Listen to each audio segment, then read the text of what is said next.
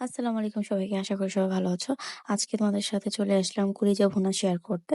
তো ১ম এ হচ্ছে কলিজাগুলো ভালো করে পরিষ্কার করে ধুয়ে নিয়েছি। এখন হচ্ছে চুলার মধ্যে গরম পানি বসিয়ে দিয়েছি। এর মধ্যে একটু হলুদের গুঁড়ো দিয়ে দিয়েছি। আর এখন হচ্ছে কলিজাগুলো একটু সিদ্ধ করে নেব। কারণ এর মধ্যে একটু কালচে ভাব থাকে। তো তরকারির কালারটা যাতে নষ্ট হয়ে না যায় সেজন্য আমি একটু সিদ্ধ করে নিয়েছি।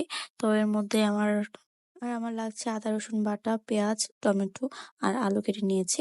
এখন হচ্ছে গরম তেলের মধ্যে আমি গোটা গরম মসলা নিয়ে ভালো করে ভেজে নিয়েছি। এখন হচ্ছে পেঁয়াজগুলো দিয়ে ভালো করে ভেজে এর মধ্যে হচ্ছে রসুন বাটা, আদা বাটা এড করে ভালো করে কষিয়ে নিব।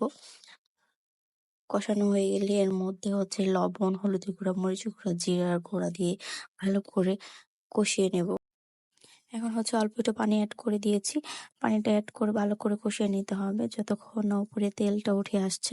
যখন তেলটা উঠে আসবে তখন হচ্ছে আমি কেটে রাখা টমেটোগুলো এড করে ভালো করে আর কিছুক্ষণ কষিয়ে নিব। যেহেতু আমি কলিজাগুলো আগে থেকেই অল্প একটু হাফ সিদ্ধ করে রেখেছিলাম, তাই মসলাগুলো ভালো করে কষিয়ে নিলে কলিজাগুলো খেতে খুবই ভালো লাগবে। এখন হচ্ছে আমি অল্প কিছু টক দই এড করে দিয়ে ভালো করে কষিয়ে নিচ্ছিলাম।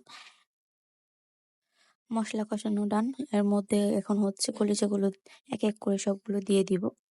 কলিজাগুলো দেওয়ার পর ভালো করে মসলার সাথে মিক্স করে নিব। এখন হচ্ছে ঢাকনা দিয়ে ঢেকে কিছুক্ষণ রেখে দিব। তো ঢাকনা উঠিয়ে কিছুক্ষণ নাড়াচাড়া করে এর মধ্যে আলুগুলো দিয়ে এড করে দিয়েছি।